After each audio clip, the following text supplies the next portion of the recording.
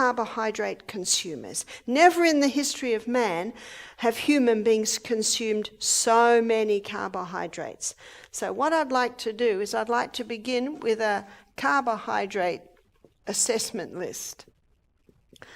Question: what would most New Zealanders and Australians have had for breakfast this morning? Cereal.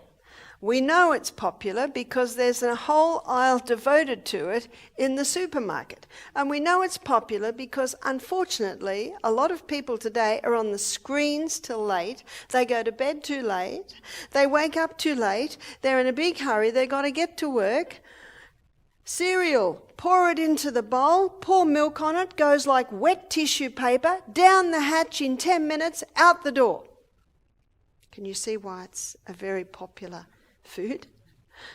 When I said in one meeting that I gave, what do most Aussies have for breakfast? And one lady said, bacon and eggs. I said, not anymore. No one cooks. Well, hardly anyone cooks. Another is toast, so bread. And we know bread's popular because there's a whole aisle devoted to that. And then mid-morning. You see, because these two don't take a person very far, what are they wanting to do mid-morning? And we went past a shop this morning and it had lots of big cakes in the window, and I looked in and it was packed. So people then will go to the morning teas, yeah? Cakes, biscuits, so we'll say cakes, etc., donuts. And another food that Australians love, and I think Kiwis too, pie. I know in Australia there's even a song about it, meat pies, kangaroos and Holden cars, yeah, something like that. And Europeans have introduced Aussies to another fast food called pizza, another fast food, high carb, and pasta. I didn't know what pasta was till I was about 18. I'm a fifth generation Australian Scottish descent. We had sausages or chops, mashed potatoes, frozen peas or beans every single night of the week, except for Sunday. Roast lamb. And everyone I knew ate like that. All my neighbours, all my relatives ate like that. I thought everyone in the world ate like that. But when I was about 18, I was introduced to pasta. And Asians have introduced Aussies to rice. I don't think I ate rice till I was in my late teens. And my husband's an Irishman, so every main meal must contain potatoes. And then last and certainly least in nutritive value is the pure crystallized acid that's extracted from the sugarcane plant, and that is sugar. Would you agree with me? Aussies, New Zealanders are high carbohydrate consumers. Now what I want to do is I want to take you inside the CBD. Do you remember the CBD? We looked at it briefly last night. The central business district of the human body is the inside workings of the cell.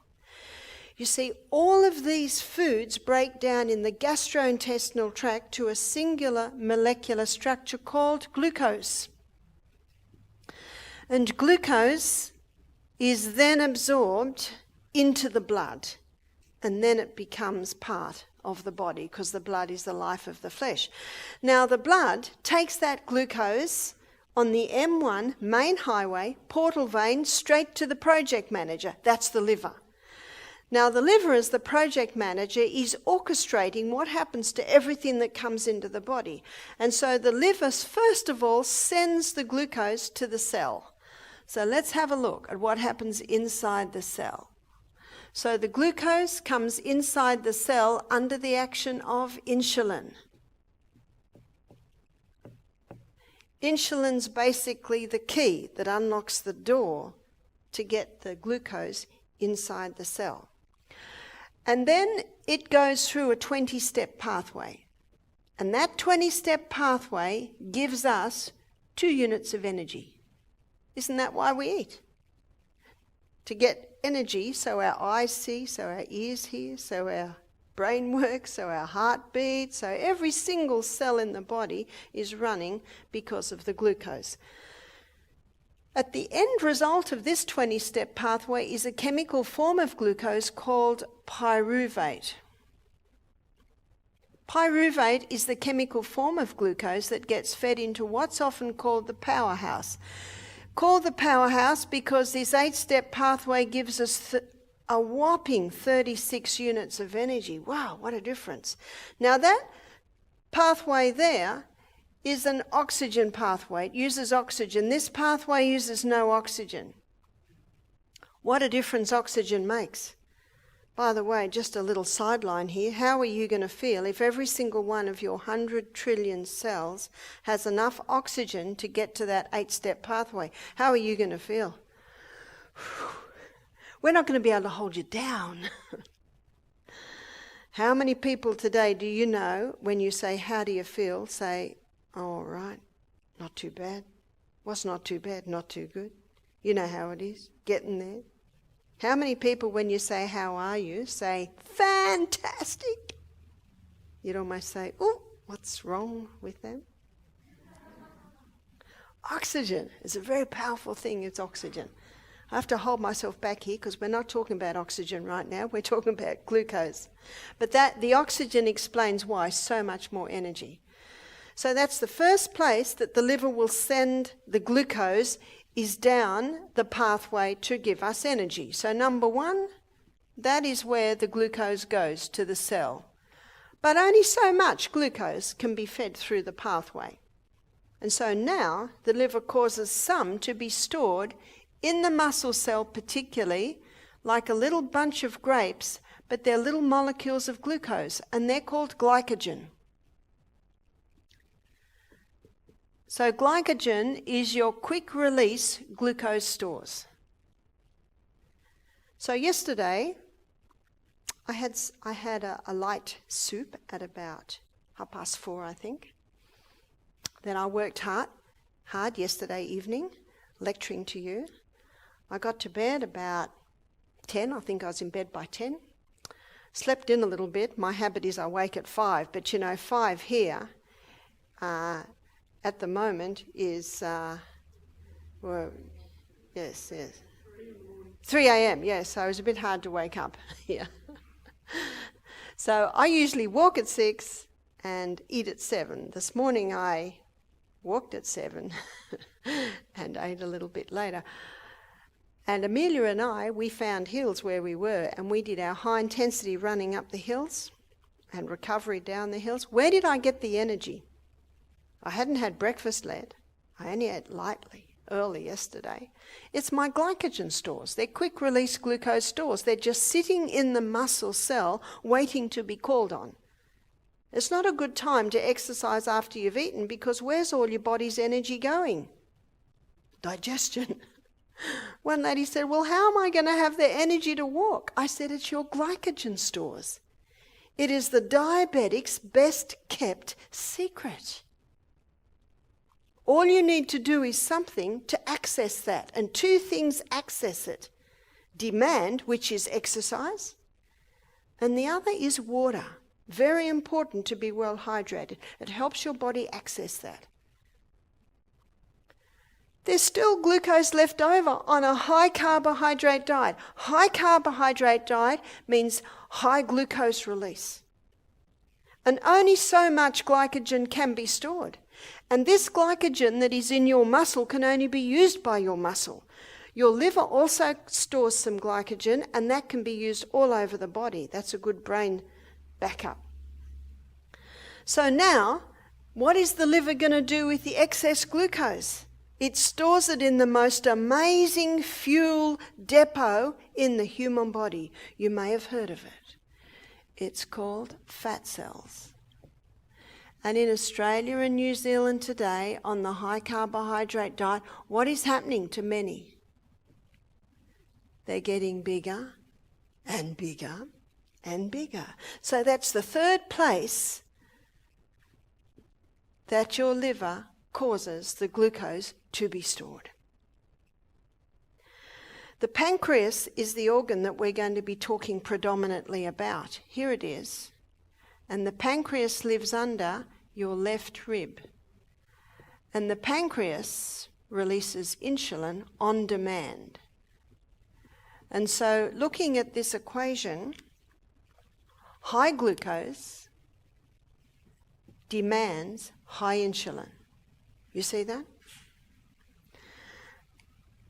And one of the amazing things about these fat cells,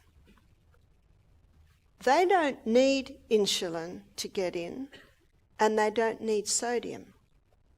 So when this cell starts to get a little bit weary, because you can imagine high carbohydrate, high glucose, high insulin, and the cell is getting so much insulin, and it's already got its fuel, it's already got the stores, so something called insulin resistance steps in. You've heard of insulin resistance? It's almost as if the cell says, I'm sick of the sight of you. I'm sick of the sight of you. We've already got our fuel. We've already got our glycogen stores. So insulin resistance sets up in the cell. But there's another cell that says, just come right on in. No need for insulin. No need for sodium. Just come right in. Who is that? That's the fat cell. So this cell, it needs insulin and it needs sodium. But this cell, it doesn't need any. So what's happening now is you've got insulin resistance. Insulin can't get that glucose in. The glucose is going round and round. Blood sugar levels remain high. Brain says, more insulin, because the brain thinks, it's not getting in. We must need more insulin. And so what's happening here, we've got a problem. More high glucose, more insulin's released. The cell's saying, you're not coming in here. We've seen enough of you. So what's happening over here? Come on in, just come on in. They're getting bigger and bigger and bigger. And eventually, the pancreas just wears out. And the pancreas just says, I'm done. I'm done. I'm not doing this anymore. And it becomes depleted, it becomes worn out. Do you know that one diabetes mellitus means sweet urine? You see, there's just so much glucose running around, it can't go anywhere, and so what happens is the body starts to urinate it out. Sweet urine, glucose in the urine. And one of the signs of diabetes is huge amounts of water. So the body starts saying, we've got to have more and more and more water, and the person actually starts getting very, very tired because hardly anything's happening in here because of the insulin resistance they're set up. It's a terrible situation. The current figures are 400 diabetics diagnosed every week in Australia. That's alarming, isn't it? There was no diabetes until sugar was well established, because what happens when sugar goes into the body, blood glucose levels rise dramatically. This is not a red pen, is it? Anyway, should be red. Blue blood, royal. Blood glucose levels rise dramatically. So very quickly the brain says, quick pancreas, release insulin. And because there was so much glucose, huge amounts of insulins are released. And now blood glucose levels go down. Because remember what insulin does? It's the key that unlocks the door to get the glucose into the cell, into storage, or over here as storage. And so because there was so much insulin released, blood glucose levels now are going too low. Now we've got another crisis. The cells are now starving because of the drop in fuel. And our brain, it consumes 15 times the fuel of any other cell. So brain starts to fade. This is called hypoglycemia, very low blood sugar. In fact, if it gets too low, the person can pass out.